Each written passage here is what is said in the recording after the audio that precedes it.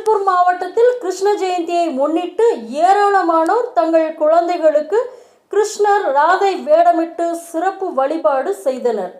ஸ்ரீ கிருஷ்ணர் அவதரித்த தினமான இன்று நாடு முழுவதும் கிருஷ்ண ஜெயந்தி கோலாகலமாக கொண்டாடப்பட்டு வருகிறது. ஒவ்வொரு ஆண்டும் ஆவணி மாதம் பௌர்ணமி தினத்திற்கு பின்னர் வரும் அஷ்டதிதியை கிருஷ்ண ஜெயந்தி என கொண்டாடி வருகின்றனர்.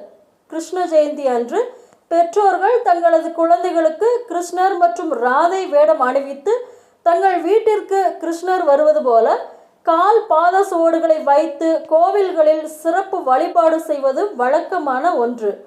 அதுபோல இன்று திருப்பூரில் ஏராளமானோர் தங்கள் குழந்தைகளுக்கு கிருஷ்ணர் மற்றும் ராதை வேடம் அணிவித்து வீடுகளில் பாத சுவடுகள் வரைந்து திருப்பூர் ராயபுரம் பகுதியில் உள்ள கிருஷ்ணர் கோவிலுக்கு அழைத்து சென்று சிறப்பு வழிபாடு செய்தனர்.